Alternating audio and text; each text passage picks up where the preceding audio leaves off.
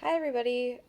So for Cassie, um, I want to preface this by saying, so I'm looking at this like I am just a career counselor.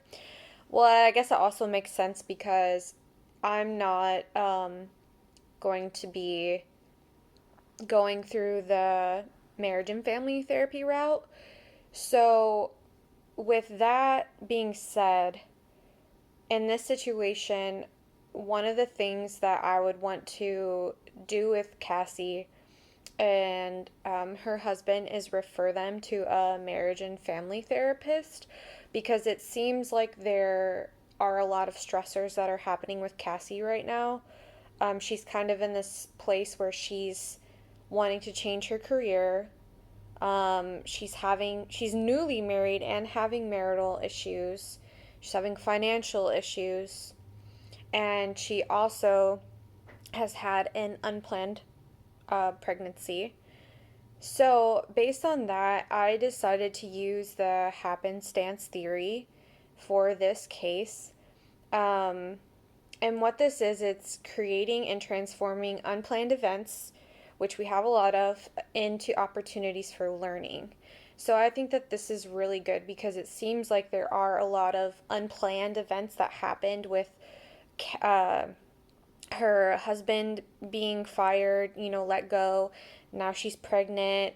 Um, so, learning on how to take these unplanned events and make them into opportunities is something that we want to focus on and really just being positive. So, a way that Happenstance does this is counselors can work on developing 5 skills to recognize, create, and use these chances as career opportunities. The 5 skills are curiosity, persistence, flexibility, optimism, and risk taking. And so, one of the things that we can do in the first step is normalized plan happenstance. So, how has these marital problems influenced your career? What about the financial issues? How has being pregnant influenced you thinking about your career?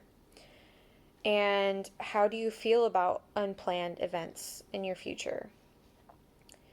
So, those are some of the questions in the first spot that we can do to kind of normalize that, hey, unplanned things, they're going to happen to you regardless of who you are. They happen to everybody.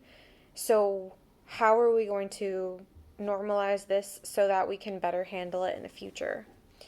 Um, and then, really, I think that the next stage we could do is um, step 2 is to assist Cassie to be curious. Um, like, what really made you not want to teach anymore? Um, are there things that have made you curious? How could you explore things you're curious about? Are there things or areas that you've wanted to do that you never tried? So, really making her curious and then teaching her how to produce those desirable chance events. So, what's something like a chance event that you want to happen to you or you wish that would happen to you? And how can you increase the likelihood of that? And how would your life change if you acted on it or you didn't? And something that we could do to generate these events would be to use like interest inventories um, to see like what she's interested in. So something that comes to mind would be like using the RISEC inventory for her on Own It Online and just seeing like some things and asking some questions based on those results of areas that she's maybe never considered. Um, that's a really awesome website that I got shown in my undergrad, and so I'm a huge advocate of that. Um, and then really like figuring out how to overcome the blocks. So, what's been blocking her from doing what she's wanting to do? Um, Maybe if you had a friend that was in this block, what would you tell them? How would you tell them to overcome it? What are some things people have done that you've heard of or know of that have experienced this block that you're currently experiencing? Um, so again, this is just like a general, I don't, this is my first career counseling, besides little snippets I've had in class. So I'm excited for this course to learn more.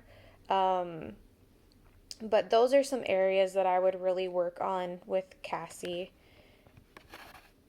And so I look forward to seeing the rest of your guys' posts, what you thought.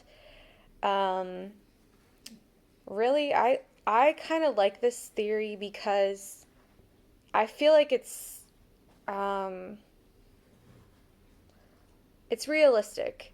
You don't expect she wasn't expecting to get pregnant. There's things that happen to us all the time, and it really is how we handle those things and what we do when we experience them that make or break, is it going to be positive or negative, or maybe it's both. So I actually really like this. And yeah, I think um, I feel like it's a way to kind of make lemonade out of lemons and rewiring your brain to be more positive and kind of just um, develop a little bit of that resilience. So I look forward to seeing your guys' videos. Sorry mine is so long. But have a good week.